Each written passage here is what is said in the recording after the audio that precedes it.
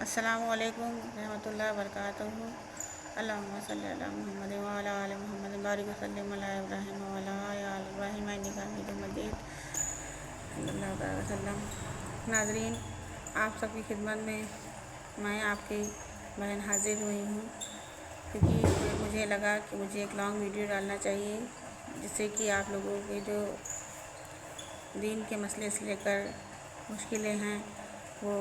کسی حد تک شاید میرے بتانے سے کسی ایک وظیفے سے مکمل ترین طور پر آپ کو اس سے آرام ہو جائے اور آپ کو اس سے فائدہ ہو۔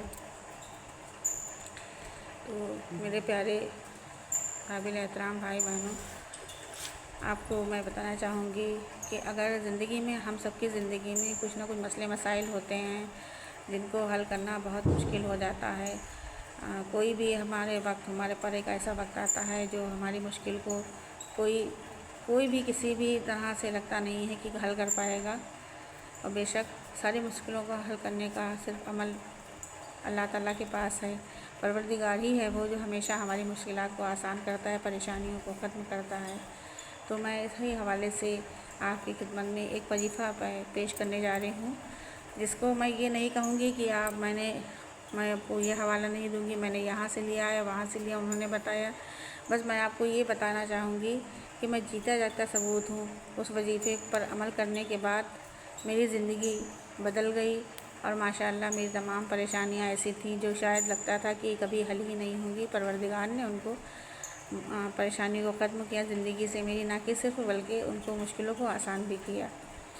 تو مجھے لگا کہ مجھے اس ویڈیو کو آپ سب سے بنا کر شیئر کرنا چاہیے، کیا پتہ میری کون سی بہن کون سا بھائی میری ہی طرح مشکلوں میں پڑا ہو، گرفتار ہو، تو اس کو بھی اللہ تعالیٰ کے اس وظائف سے عمل سے فائدہ ملنا چاہیے۔ تو وظیفہ کچھ اس طرح سے ہے کہ اگر آپ سے ہمارے کوئی آپ میں بھائی بہن ایسے ہوں گے جن کی شادی نہیں ہو رہی ہو،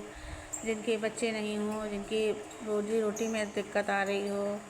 تو یا کماتے ہوں ماشاءاللہ سے اچھا کماتے ہوں لیکن بچتا نہ ہو، یا اور دیگر پریشانیاں گھریلو ہوں، تو آپ صرف اتنا آپ کو کرنا ہے کہ سب سے پہلے دیکھیے اللہ تعالیٰ سے آپ کو کچھ مانگنا ہے، تو آپ کے مانگنے کا طریقہ پروردگار عالم کو پسند آنا چاہیے، جس کے لیے ضروری ہے کہ آپ کو سب سے پہلے کرنا کیا ہے کہ آپ کو سب سے پہلے پابندی سے 5 وقت کی نماز پڑھنی ہے۔ اور نماز میں آپ کو یہ جو وظائف ہے یہ میں آپ کو ہر وقت تو نہیں کہوں گی، لیکن یہ ہے اگر آپ کثرت سے نماز کی عادت ڈال لیں گے تو انشاءاللہ فجر کے وقت بھی آپ جگ جائیں گے۔ تو فجر کی جب نماز آپ ادا کریں تو بعد نماز فجر کے آپ کو کرنا کیا ہے، درود شریف پڑھنا ہے۔ اس کے بعد میں آپ کو نماز مکمل کرنے کے بعد درود شریف آپ نے 1 مرتبہ پڑھا، اس کے بعد میں ہو سکے تو 3 مرتبہ قل اللہ شریف بھی پڑھ لیں۔ اگر آپ نہیں بھی پڑھیں گے تو بھی کوئی دقت نہیں، لیکن اگر پڑھ لیں گے تو بہت ہی زیادہ اس سے فائدہ ہے، کیونکہ قل اللہ شریف یعنی کہ سورہ اخلاص کے بہت ہی زیادہ فوائد ہیں دوستوں، آپ سبھی جانتے ہوں گے ناظرین۔ تو آپ کو کیا کرنا ہے کہ آپ نے درود شریف پڑھ لیا، اس کے بعد میں آپ کو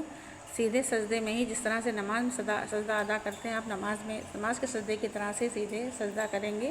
اور اس سجدے میں آپ کو کیا کرنا ہے، ان اللہ یسمع ما یشاء، اتنا پڑھنا ہے، کیا پڑھنا ہے، ان اللہ یسمع ما یشاء۔ میں اس کو اسکرین پر لکھ بھی دوں گی تاکہ میرے بھائی بہنوں کو اچھے سے سمجھ میں آ جائے، اور انشاءاللہ انگلش میں بھی اردو میں بھی لکھ دوں گی۔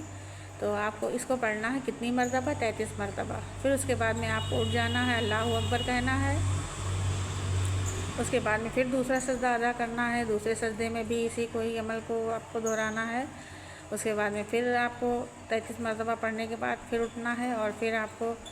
پڑھنا ہے اللہ اکبر۔ اس کے بعد تیسری مرتبہ جب آپ سجدے میں دعا کریں گے تو آپ کو اس کے ساتھ میں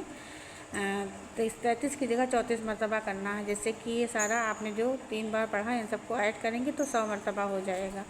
پڑھنے کے بعد میں آپ کو کیا کرنا ہے، تیسری مرتبہ جو آپ سجدے میں پڑھیں گے، جب 100 مرتبہ یعنی 34 مرتبہ آپ نے ادا کر لیا، اس کے بعد درود پاک پڑھتے پڑھتے آپ کو کیا کرنا ہے، یہ آپ کا جو یہ حصہ ہوتا ہے، ٹھیک ہے، یہ آپ نے پیچھے کے حصے سے آپ نے سجدہ کیا،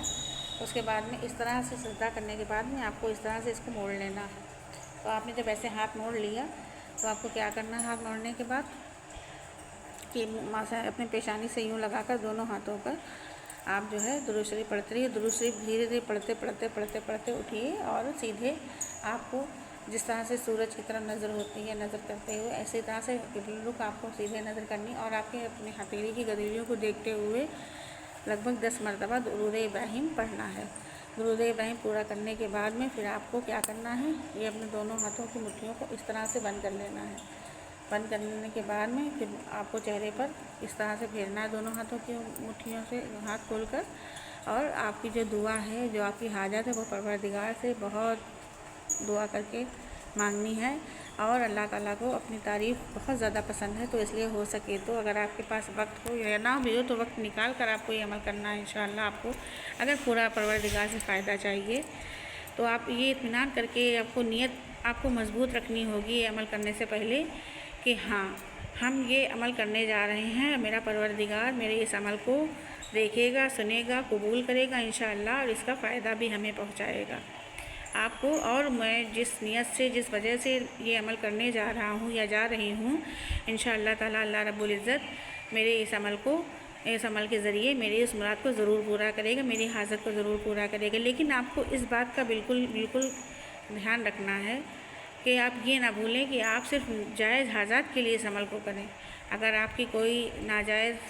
कोई ऐसी हाजात है जिससे किसी दूसरे को नुकसान पहुँचेगा, तो परवरदिगार किसी अपने बंदे को बुरा नहीं दिखाना चाहेगा, ना बुरा करना चाहेगा किसी बंदे के साथ, इसलिए वो उस मुराद को आपके नहीं पूरा करेगा। इसलिए प्लीज़ मेरे भाई बहनों, आपको अगर ये अमल करना है तो अपनी जायज़ हाजात के लिए, अपने अच्छे कामों के लिए इस अमल को करिएगा। इंशाअल्लाह अल्लाह रब्बुल इज़्ज़त आपको इसका फ़ायदा ज़रूर देगा और इस अमल के ज़रिए आपके तमाम मुश्किलात को रब्बुल आलमीन आसान करेगा, जैसे कि मेरा किया। तो अगर आप लोगों में से किसी को इस वीडियो के बाइस कोई आपको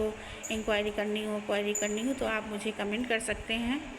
बाकी मैं इंशाअल्लाह आप लोगों के लिए अल्लाह ताला से दुआ भी करूँगी कि परवरदिगार आप लोगों की भी मुराद जो हाजात हो जायज़ पूरी करे, और रब्बुल आलमीन से दुआ करूँगी मेरे तमाम